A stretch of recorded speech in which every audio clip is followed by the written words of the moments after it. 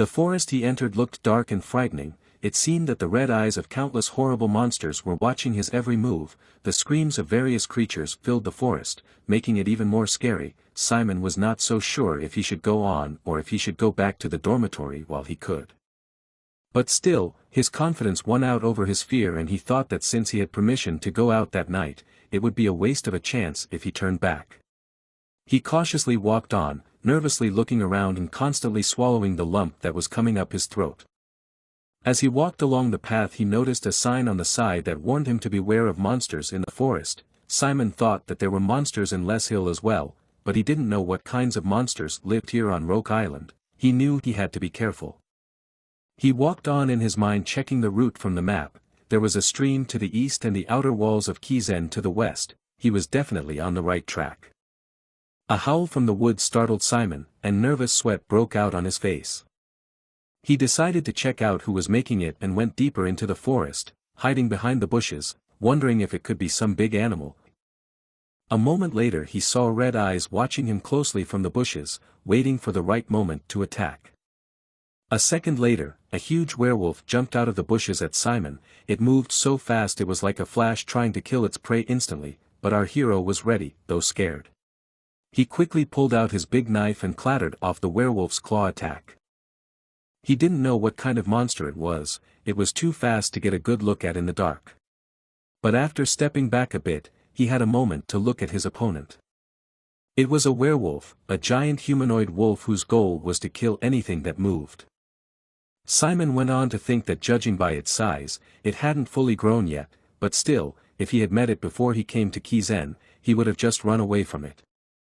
But now, even after a few days of training, he had something to show for it, and he cast a spell after which skeletons of ratmans appeared from the ground, which were gathering themselves together with the sound of bones.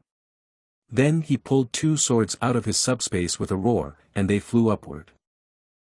And his skeletons grabbed and squeezed these swords with their bony paws. And now he no longer had to run away with such power, because his 2 ratmans were now standing in front of him with swords in their hands. In response, the furious werewolf only growled. And with a dash, he rushed at Simon and his summons. Simon ordered his skeletons to get ready. And when the werewolf almost reached them, Simon sent his skeletons to attack, and they fearlessly jumped on the enemy and made several cuts. But this was not enough to stop the werewolf, and with one blow he threw one of the skeletons away and smashed it to pieces. Simon felt the blow as if he had been hit, and his eyes blurred, and he screamed in pain.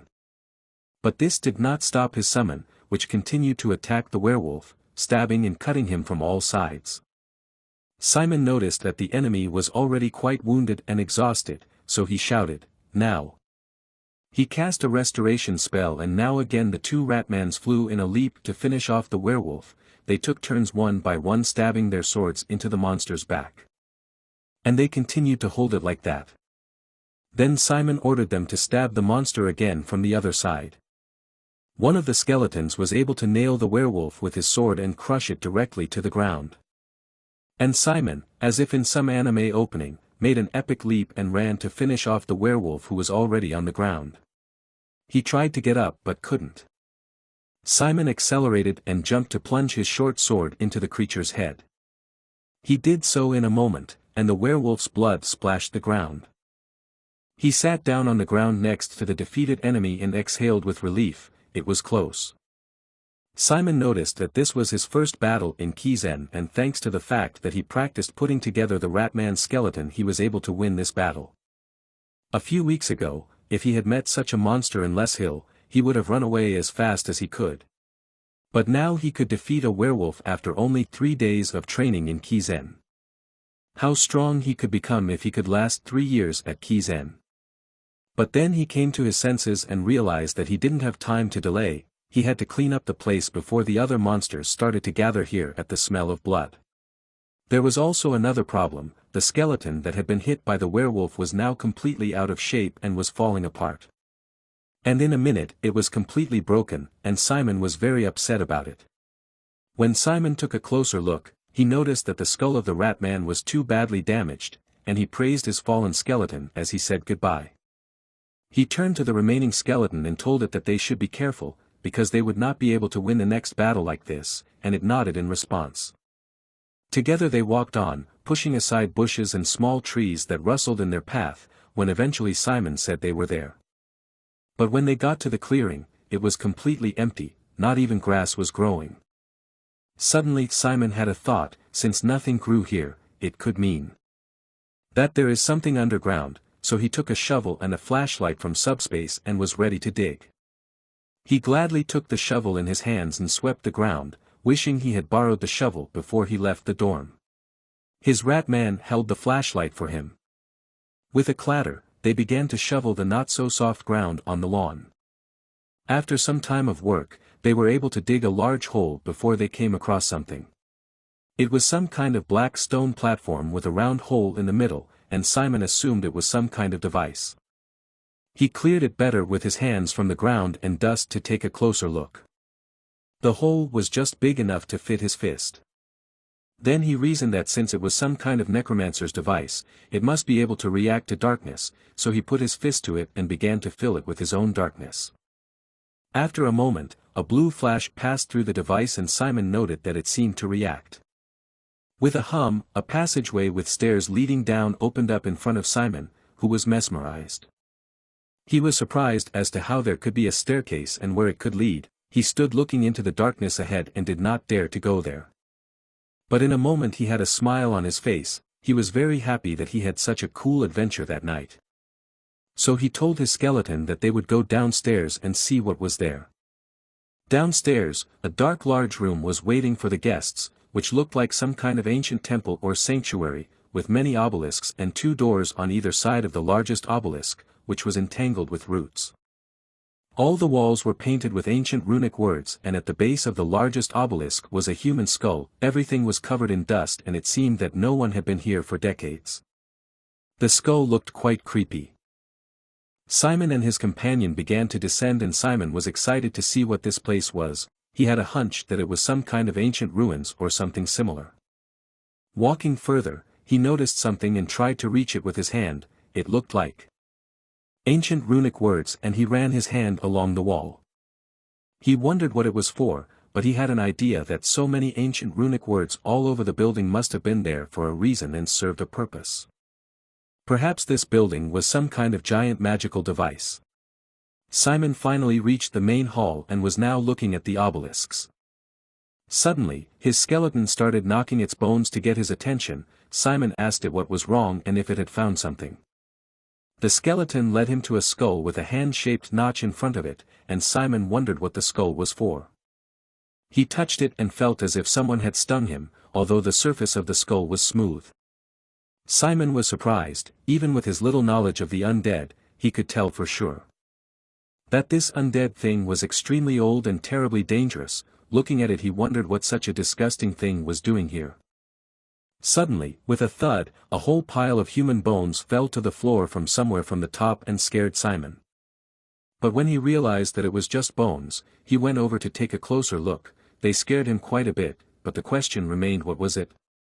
He picked up one of the bones, turned it around and realized that it was the number 2 bone, which is needed to bring the skull back to life.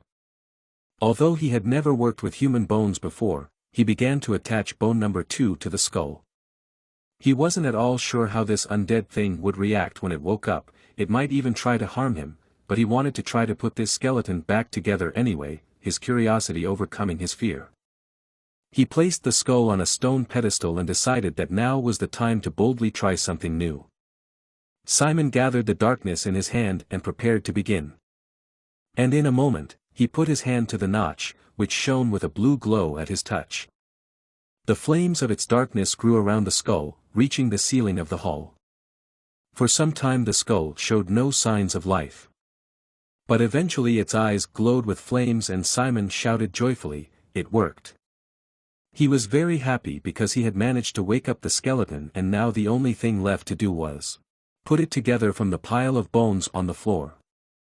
Simon began to assemble the skeleton, bone by bone against the wall, and as it turned out it was not quite easy, but he was gradually getting better at it thanks to the fact that he had been focusing on studying summonology for the last few days. If he hadn't done that he would not have been able to put the skeleton together even overnight.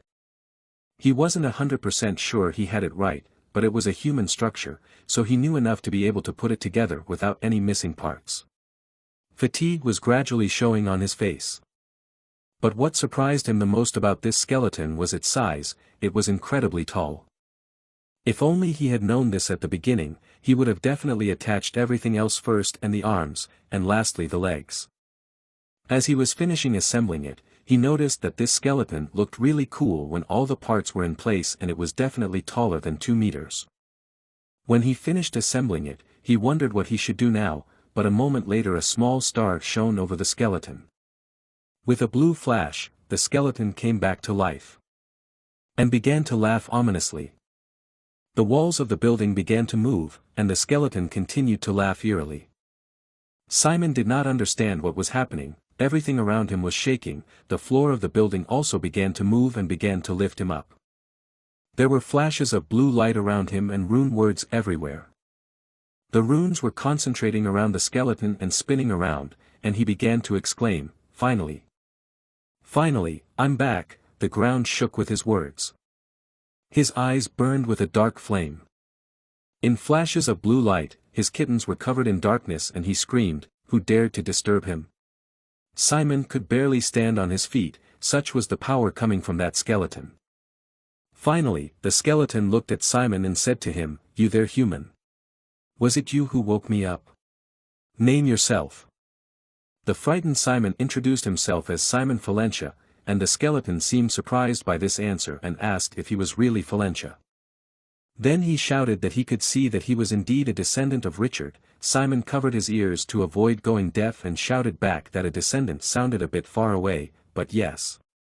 His father's name is Richard and he is his son. Finally the skeleton said he now understood. That's why he felt that his darkness was like his father, because only Richard could have awakened him. Simon was not sure if he agreed. Then he gathered his courage and asked who he really was. The skeleton began to pull out his sword, which was tangled in the roots of the trees. The skeleton introduced himself as Fair, the master of the battalion, then slung his giant sword over his shoulder and added that he had once ruled the entire continent with his father, Richard. Simon was very surprised by this news. How could this creepy skeleton be the undead of his father? Then the skeleton asked him who brought him here, and Simon replied that it was Nephthys Archbold who told him about this place. This did not surprise Fair at all, and he added that it was just like her.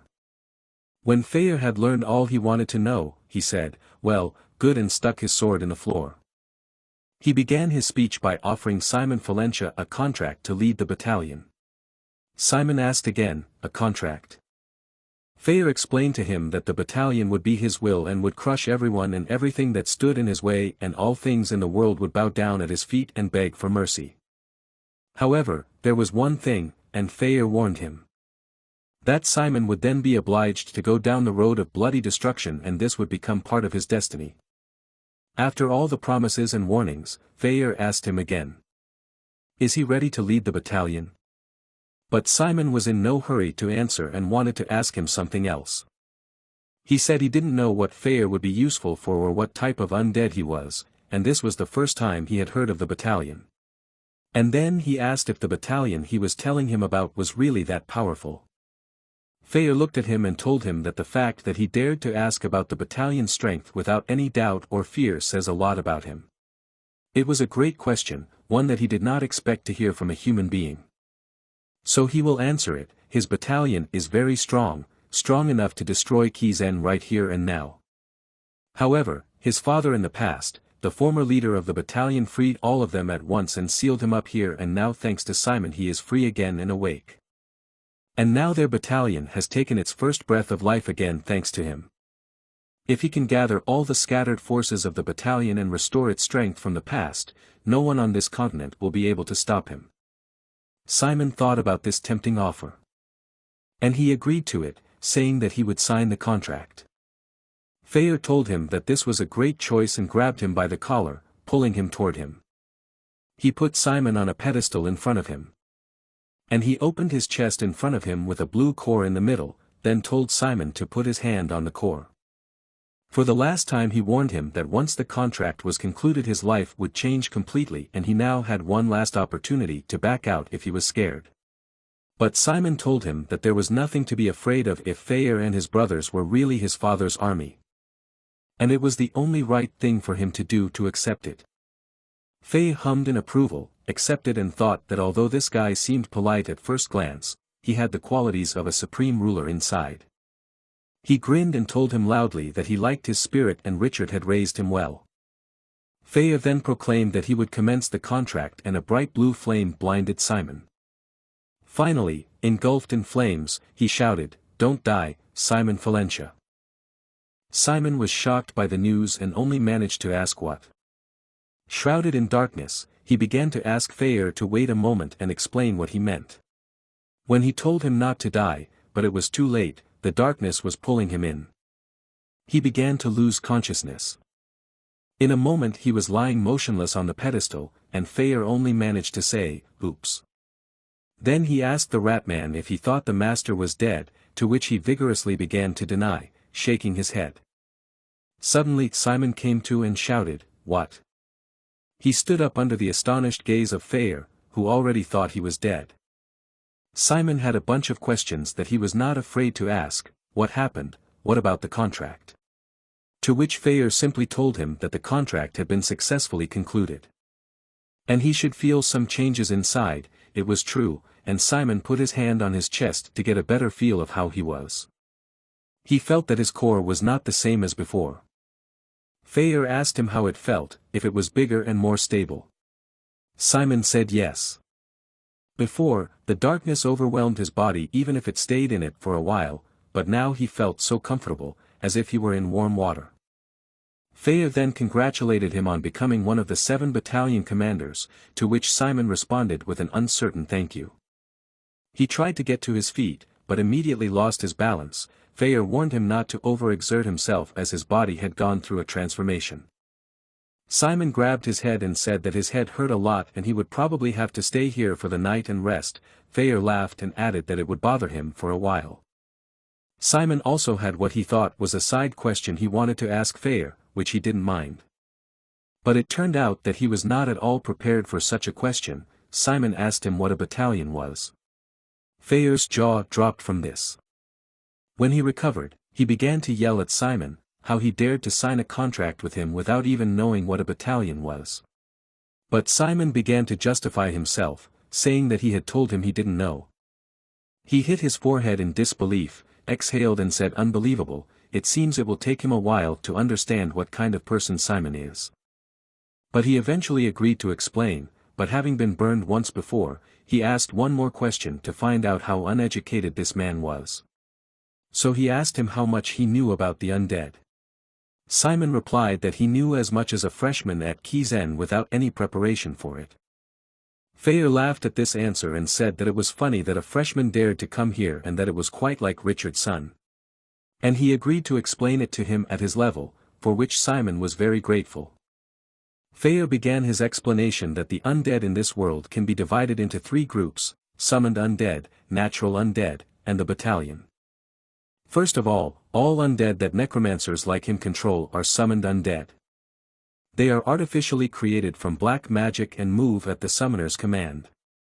They disappear if the effect of black magic weakens or after a certain period of time. The natural undead are formed without the involvement of necromancers or black magic. Usually when people think of the undead, they imagine this type of undead because of their blind hatred against living creatures and extreme aggression, and people also classify them as monsters. This statement was quite clear to Simon. Fayer continued that the last but not least category of the undead is the battalion and pounded his chest pointing to himself. He characterized himself as a middle ground between the summoned and the natural undead. The battalion is similar to the natural undead in that it can exist independently with its own core, but like the summoned undead, it obeys the orders of necromancers and higher-level undead. There are only 7 battalions in the world, and if you look at it another way, there are only 7 necromancers who can control the battalions. And then he pointed directly at Simon, telling him that he is now one of those 7 necromancers. Fayer continued that generally a summoning necromancer would lead an undead the size of a platoon. As their summoning skills improved, the size of their undead armies also increased, but there is no direct proportionality. He had once seen it as big as a squadron, but in general they are not that big. Simon wondered what about the necromancers who had graduated from Kizen. He was sure that many of them must have been highly skilled masters. Feyre confirmed his assumption that those high-level necromancers can operate an army of the undead the size of a corps, but he often finds them inefficient. Simon doubted his words and asked why he thought so. Feyre reminded him that he had just told him that all undead led by a necromancer are considered the summoned type and the summoned undead move based on the darkness of the summoner. Simon couldn't help but agree. Continuing his story, Feyre explained to him that both summoning and controlling the undead consume darkness and mental strength, so it's obvious that it burdens them when the size grows large. Simon stroked his skeleton, gradually understanding how necromancer magic worked. He remembered that when one of his skeletons was destroyed on the way here, he felt a severe headache and now he knew why. The reason was similar to what Feyre had told him before. The summoned undead and the necromancer are connected and a lot of damage burdens the summoner. This is where the huge advantage of the battalion over the summoned undead comes in, as the undead from the battalion move through their own independent power, and that is why there are no limits to the size of the battalion. This allows you to control an infinite number of undead, it can be thousands or millions. Feyre then asked, "Have you heard of a story of a necromancer leading a gigantic army of the undead?" Simon replied that he had. Feyre assured him that all these stories were about battalion commanders.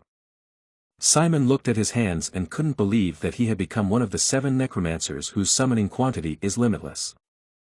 Feyre finally asked him if he had answered all his questions, and Simon clenched his fist and said that he had, and he was very grateful to him. Then Feyre, pretending to be reasoning, said that now that they had successfully concluded the contract and were now in the same boat, like it or not, should they talk about plans for the future? Simon didn't have anything against it, so they started the discussion. Feyre said that they are both under special circumstances because Simon is a student at Kizen. And then he asked if he was going to leave his studies there. Simon replied that, at the moment, no, because it would be against his father's will and he still has a lot to learn there. Feyre did not agree very happily, that Kizen has some value that Simon can leverage. Seeing his companion's mood, Simon asked what special circumstances he was in. Feyre corrected him, clarifying that he was referring to the special circumstances of his battalion and himself. Simon asked if it was the fact that his battalion had been dissolved that made Feyre feel a little uncomfortable. He replied that it was, but that there was something more necessary than that. Simon asked what that was. He explained to him that his battalion is currently a public enemy of the necromancers and that it was easier to explain it to him. They're a wanted group. Simon was shocked by this news. Feyre began to explain why, because of a crime committed by the former battalion commander, his father Richard. Simon was very excited by this news and could not fully believe that his father was a wanted criminal, but then he remembered what his father had told him when he left him at the entrance to the Kingdom of Dresden and did not explain why. He asked Feyre if it could be related to this crime. He replied that it was most likely the same reason. Then Simon asked what kind of horrible crime it was. Feyre took his time answering and looked at him. He began by saying that it was a crime that could not be forgiven in the world of black magic and that his battalion had also aided and abetted the crime. That crime was treachery. Simon looked at him, still not understanding. Feyre continued the story. Richard fell in love with a priest, while the centuries-old war between necromancers and priests was still going on and the entire continent was engulfed in the flames of this struggle. And even at the most sensitive times, Richard made an order to the battalion to protect his lover no matter what. Even when other necromancers came to kill her, his battalion had to kill many of them, and it was only natural that they gave the order for his battalion to be exterminated. And this order is probably still in effect even after his battalion was disbanded, which is why he cannot openly appear in the public eye. Then Simon had a logical question: does Feyre resent his father? The latter asked in indignation if he was. Such a weak emotion did not exist in the battalion, and he punched the floor to confirm. Of course, if his son did something like that, it would make him very angry, and he began to glare at Simon in earnest. But despite everything he said that Simon should not feel guilty about it, it was all the will of his father and his ex-commander. But then he corrected himself a bit, it was the will of that monumental jerk. Simon asked again, a jerk. And Feyre told him that he was not going to hide it and would tell him everything about him, that bastard was the lowest of scum, the worst. He made girls cry every day, annoyed professors, and skipping class was the least of his deeds. Simon felt a sense of déjà vu with what Nephthys was telling him. Feyre shook his head at those memories and said he could see that the scumbag now had a son. But then he realized something and said, wait, his son, why didn't he think of that before? And he was horrified to ask if he was really Richard's son, and did that mean? Simon smiled, and with the sweetest smile he could muster, said that Feyre had guessed correctly and that his mother's name was Enfalentia. This news caused a piece of Feyre's skull to fall off. He jumped away from Simon in horror, screaming, "What did you just say?" Clutching his head, Feyre couldn't believe that he had made a contract with the son of his friend and enemy. Looking at the guy who was clearly up to something, smiling, he couldn't believe how it was possible. Making facial expressions like his mother, Simon said, "Honey, dinner's ready." Such a blow irreparably damaged even the battalion head, who upon imagining this grabbed his head and shouted desperately, "Or do you want to take a bath first?" Not wanting to stop there with the same expression, said Simon. However, for the commander of the strongest battalion that used to rule the continent, this was the last straw. Unable to bear it any longer, he shouted at the guy, telling him to stop already, as he would now be haunted by terrible dreams. Rolling on the floor, the battalion commander tried to forget what he had just imagined, while Simon, sitting on the ground, laughed loudly. Then with a happy smile on his face he said he couldn't wait to work with Feyre, to which he called him a scoundrel and told him not to smile like that woman. Feyre finally calmed down and came to his senses and sat staring at the floor with a sigh, then said in a resigned voice that since nothing could be changed, he should return to their conversation. Simon agreed. Pointing his finger at the boy, the battalion commander said that from now on he should choose a profile in Kizen and get stronger, besides he should not tell anyone that he owns the battalion. When Simon asked why this was so, he replied that he was not just an outsider, but the son of Richard himself. So the elders might be angry with him because of their blood connection, but that wasn't the only reason. Poking the stupid boy in the forehead with his finger, he asked what he thought about what would happen if the other necromancers found out that a novice student at Kizen owned a battalion. Hearing this, Simon asked Feyre if he meant that the necromancers who were stronger than him would come after him. To which he replied that he did. Then he asked Feyre what he should do in that case. Simon already knew the answer to that question, and it was to become stronger. After praising Simon for the right answer, Feyre told him that now he should learn everything he could in Kizen, and then the battalion would gradually regain its former strength. Simon, having heard such sound advice, replied that he would do so. Then the battalion leader said that now they had to find a way to lead the battalion, despite the special circumstances in which they found themselves. Then calling Ratatouille over to him, he said he had a couple of ideas. He then pointed to the skeleton mouse behind him, where it immediately went to stand on two paws. Simon was a little surprised by the actions of his summoned creature. As he continued to stare at the mouse, he asked Feyre if he too could control his summoned creatures. He replied dismissively that of course he could, adding that they now shared the same darkness, so the skeleton summoned by his darkness would belong to the battalion. However, even though he could command them, Simon was still in charge, while he was second in power. Then looking at the mouse, he informed that this undead had never registered for the battalion. Simon asked in bewilderment what that meant. Grabbing poor Ratatouille by the head, which made his eyes burn even more intensely, Feyre told him to watch carefully. The next moment, streams of darkness rushed into the mouse's head. They enveloped him in a ball of darkness. Simon, who was watching, was stunned, not realizing what was happening. After the ball of darkness disappeared, the remnants of the mouse burst out of the holes. And he started to fall to the ground, unconscious. As soon as he landed on the ground, hitting the floor with his bones, the battalion commander introduced him as an already registered undead. Simon looked at the mouse, who looked around in bewilderment, and not finding any differences, Simon told Fayer that he didn't see much difference. The next moment, however, the eyes of the already registered Ratatouille lit up with a darkness that was stronger than before. The battalion commander explained that in simple terms, it was the process of turning the conscripted undead into natural undead. Hearing this, Simon asked if the skeleton now had its own core. The skeleton nodded affirmatively. Simon realized what had happened to his skeleton and said that if he brought it to school, he would be caught immediately. Simon replied that he didn't have to register all the undead, adding that if the undead hadn't existed for a long time, like him, it would be better to use the summoned ones in battle or to gain knowledge. And if any of his undead expire or are seriously injured, he can always bring them to him. He would register them into the battalion and leave them here, and if the damage was not fatal he could always heal them. Hearing this, Simon was delighted with Fayer's plan. After the battalion commander finished explaining the plan, he said that he would only need to become stronger, because if he could summon the flawless undead species, the battalion's strength would increase significantly. The enthusiastic Simon pounded his fists with Fayer and replied that he would do his best. However, noticing something, he turned to the battalion commander, informing him that his skeleton, who had passed the registration, was acting more like an animal. He explained that it was because it had adopted some of the characteristics of the natural undead.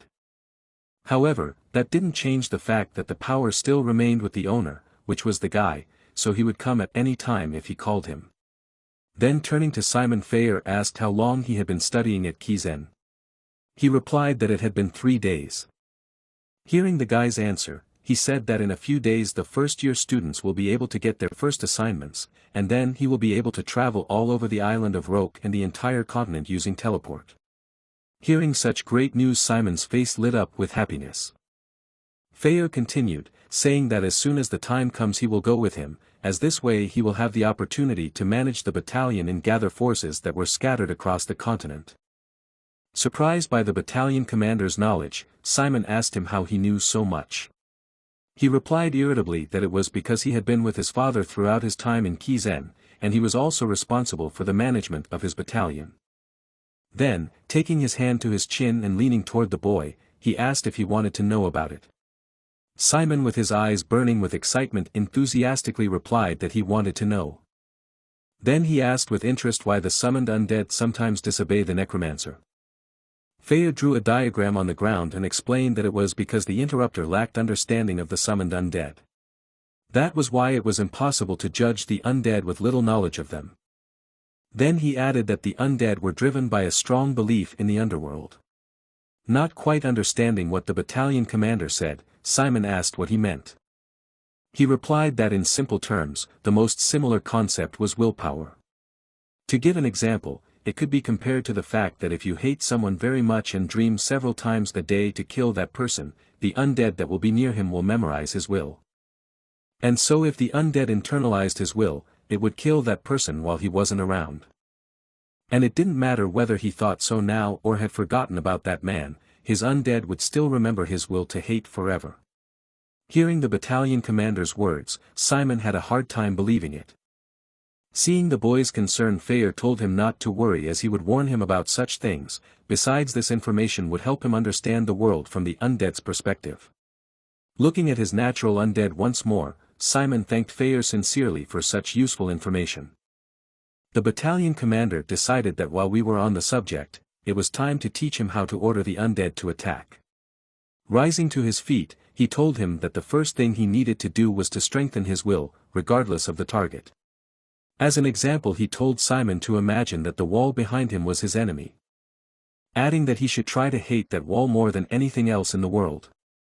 Hearing this, Simon concentrated and replied that he agreed.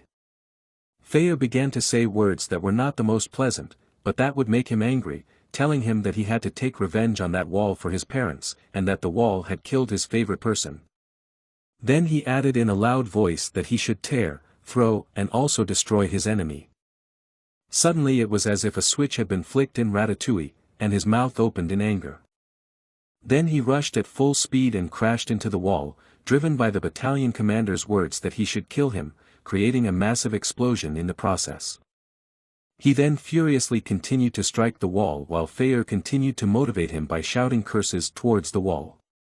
And as a result, the mouse's hatred for the wall became really big. Watching all of this, Simon turned to Feyre and said that it was all a bit too much, to which the latter replied that he had added harsh words to make him understand better, but what was much more important was not what he was saying, but what he was actually feeling.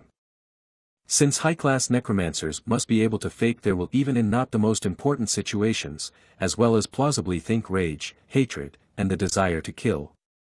As these negative emotions were the most powerful and effective. Finished with his explanations, he suggested Simon to stop the skeleton by taking control of it. He replied with an uncertain face that he would try. Simon shouted to Ratatouille to stop, but despite his words he did not stop.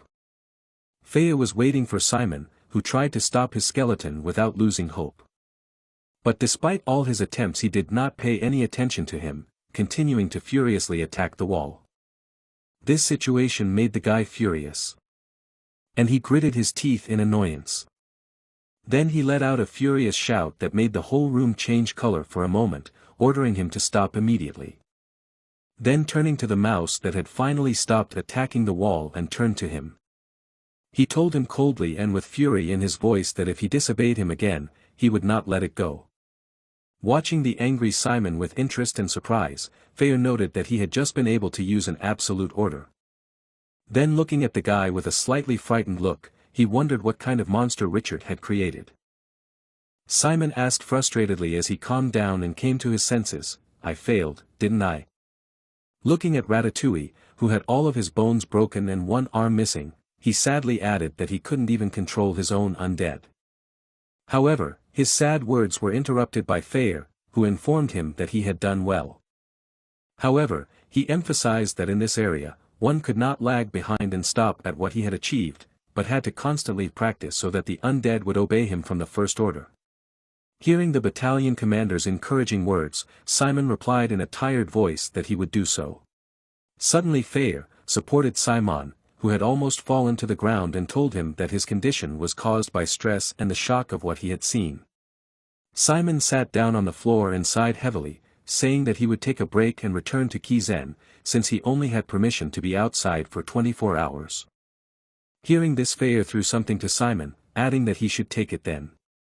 Catching what the guy threw to him, he asked what it was. He replied that since they would need to communicate with each other in the future, he could use this badge, which was his alternate personality. And with the help of which he could communicate with him at any time, and if he got into trouble, he could not worry and just call him for help. Looking at the thing Feyre had given, Simon thanked him. Then leaving, he added that he would be back in a week. The battalion commander replied that he would be looking forward to his new achievements. Hanging on Simon's uniform and watching everything through his badge, Feyre laughed and said that it had been a long time since he had been in Kizen. Talking to the guy, he asked if the protection period was still in effect, and without waiting for an answer he added that he was eager to see what would happen next. Simon asked with a blank stare what exactly he wanted to see. He hesitated, not knowing what to say. Then, noticing the tension of the guy who was sweating and holding a pen with a trembling hand and even trying to write something, he asked him if the test he was writing was difficult. "Let's go back a day to last night." Sitting in his glasses with a smart look on his face, Dick announced that they were starting to prepare, while Simon folded his hands in front of him, saying he was listening intently. Pointing with his pen to the class schedule, Dick announced that both of their classes, which were to be in the afternoon and morning, were elementary black magic classes. However, the most important point was that this class included the infamous group work. And once assigned, the group remains unchanged until the very end of the semester, which is why this was going to be a crucial moment that could decide the fate of their survival in Kizen.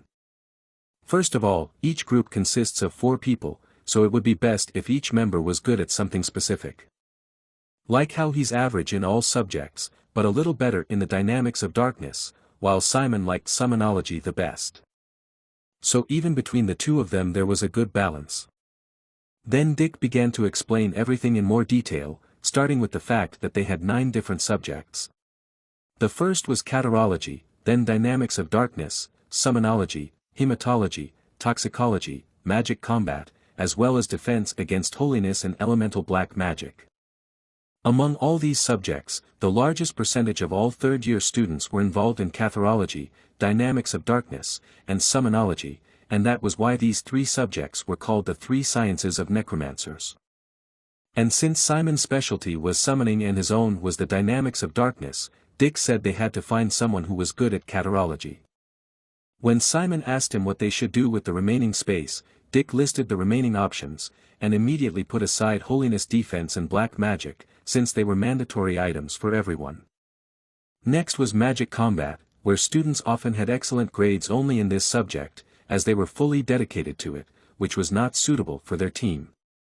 On the contrary, experts in catharology were well versed in defense against holiness, making them perfectly aware of their enemy.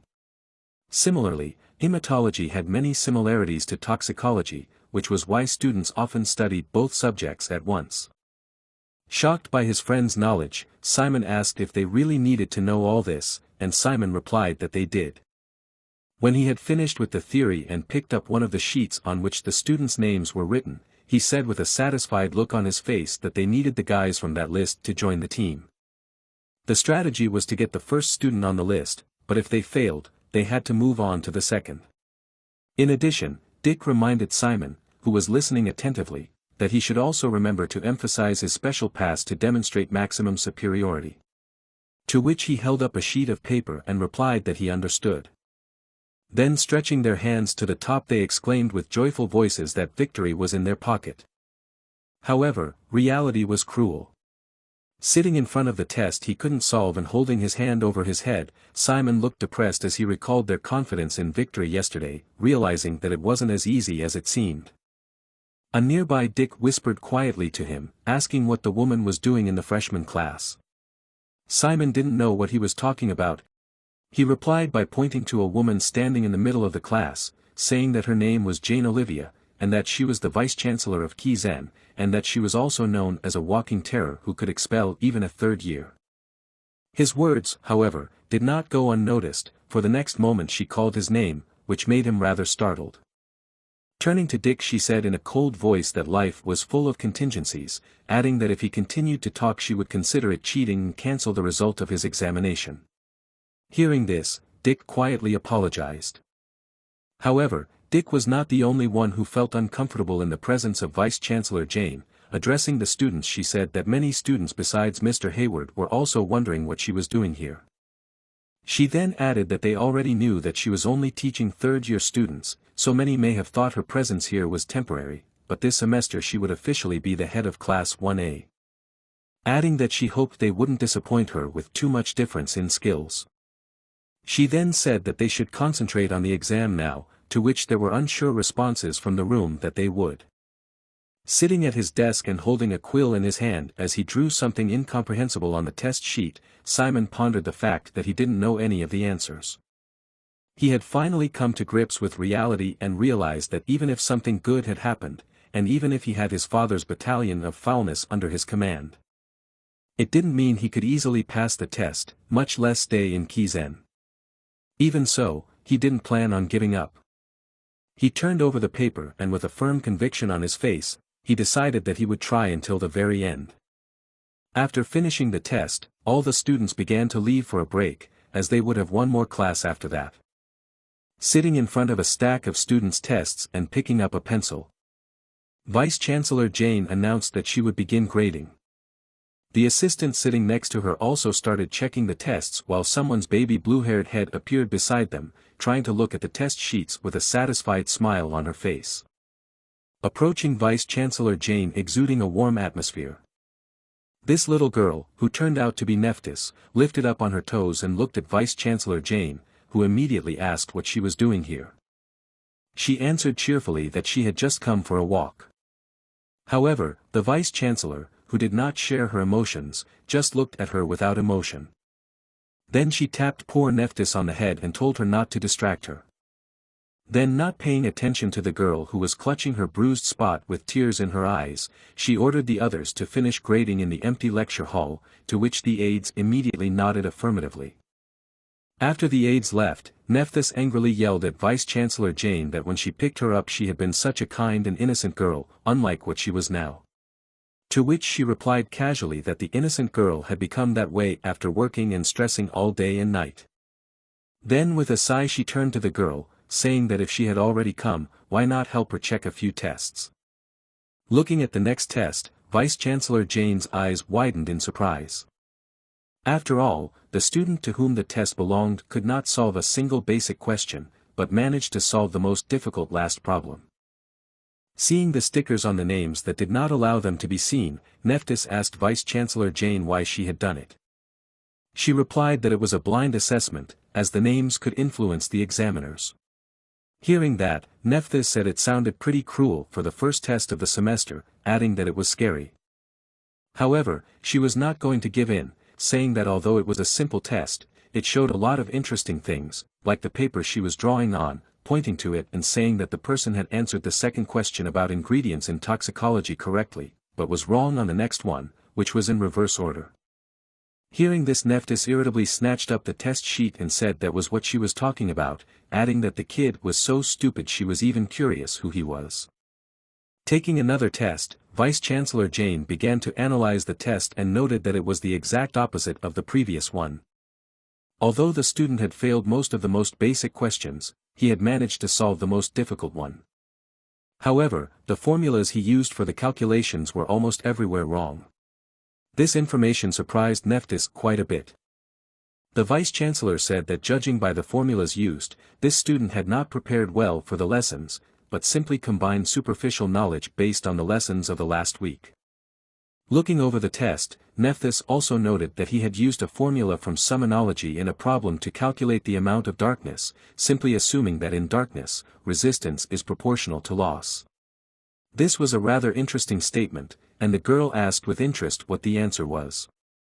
To which Vice-Chancellor Jane replied that if one uses Theron's theorem one can arrive at an answer of about 1,200,000.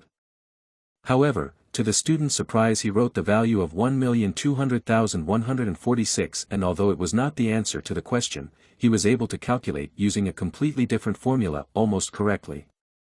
Turning to Nephthys, the Vice-Chancellor said she had something she wanted to ask. She peeled off a strip of paper with the student's name on it and asked her why she had assigned her to the first-year students. Then picking up the test sheet that was Simon's, she added that they weren't just freshmen. It was the class that the boy was in. Nephthys smiled without answering. Then showing her tongue and laughing she said she didn't know what she was talking about. Realizing that he was the one she couldn't get anywhere. The Vice-Chancellor went back to checking her tests and noted irritably that even at 300 years old, she was acting like a child. Standing at the grading board the students were divided into two groups, those who were happy with their grades and others who did not pass the tests well. Dick and Simon were surprised at how quickly the results were posted. There were more and more students near the results, which only increased the amount of noise. Under Simon's full name were the results for all the subjects. Simon sighed heavily when he saw them, saying that although he thought he had done well, it was not so. Dick reassured him, however, and said that despite this he had managed to get a high score in summonology, which was quite impressive, considering that he had never studied or prepared anywhere before. Then he gave Simon a friendly pat on the shoulder and reminded him that, as he'd said yesterday, it was best to have a clear profile and focus on one thing rather than everything. Simon asked Dick, in a dull voice, how he was doing and if everything was all right. He replied that the highest score was 74 for the subject of dynamics of darkness, while the rest varied from 60 to 70 points, so the average was about 70. Simon looked at Dick with a shocked expression on his face when he heard this, noting that he had excelled at everything. But he replied that these were not very good results, and it was just enough to avoid expulsion. He turned his gaze to the grading sheet and said that there was a little problem with their plan now, then answered Simon's question, who asked what he meant by saying that all the students' grades were posted in the first class of the day. However, their plan would have only worked if this information had been made public before they had set up the teams. But now the test scores are available to everyone. Which meant that if they were unlucky, they wouldn't be able to find even one person. However, the noise near the results was interrupted by someone's voice that asked everyone to listen to her. It was none other than Vice-Chancellor Jane, who crossed her arms over her chest in an emotionless voice and told the students that they had 30 minutes to check their points and unite in teams of 4, adding to the confused students who did not expect such a rapid development of events that if there were no unforeseen circumstances, their group would remain like this for the rest of the semester. After that he also informed that from now on elementary magic would be a group subject, moreover, the tasks that would be given to them could be done only in groups. Also, each student will have 2 separate grades for individual and group work. However, no matter how good a student is at individual work, their grade will not be honored unless they can show teamwork. Having finished with the theory, Vice-Chancellor Jane advised to choose partners wisely. As soon as she finished, chaos broke out. Excited shouts of students could be heard everywhere, either looking for students who were at the top of the list, or those who were just shouting their demands about how many and with what level they needed in the group, or just offering their candidacy by communicating their strengths. Simon stood in the middle of the chaos with a piece of paper, looking at Dick's list and remembering his words that he would talk to Jamie, who was number 1 on the list, while he should talk to number 2, which was Claudia. However, looking in her direction he saw that she had already formed a group with the other players. Looking at the next ones on the list and glancing at them, Simon noticed to his disappointment that the 3rd and 4th option on their list had both managed to merge into one group. Realizing that worrying about it wouldn't do any good, he decided to calm down, telling himself that there was still time, since no one had gathered a group of 4 people yet, since everyone was scrambling because of the time limit. Moving among the crowd looking for possible participants, Simon thought about the fact that what they needed most right now was a catalog. Besides, most of the students who had banded together in groups of 3 or more had average grades, while the best students were still observing. Which meant they still had a chance. So deciding that now was as good a time as any, Simon walked over to Malin, who was sitting alone at her desk, not giving any indication that she was going anywhere. However, Simon didn't care, as this was their chance to create a strong group. So turning to the girl, he said with a serious expression on his face, "Malin Willen, join our group." His words made the jaws of the guys in the background drop open. However, they weren't the only ones who were surprised. The other students also stared in surprise, wondering how he had the guts to just walk up and say such a thing to the best student in the class whose grade point average was above 90. However, there was no plot development where she just walked up and joined in. In response, the girl called Simon ridiculous and asked him contemptuously if he thought she would just join them. Then she said that she only trusted the people she chose, while he invited her despite the fact that he had a grade point average of only 30. He just nodded in agreement. Malin continued to talk despite the noise of the students who were discussing Simon's behavior, saying that she saw that he was pretty good in summonology, but that this was his only high score. Then adding that her grade was still higher than his. To which the man replied in a calm voice that he knew, after which he asked her to promise her something. Then he asked the girl to give him a month, saying that after its completion he would surpass her in summonology, and if suddenly he could not, he promised to leave Kizen.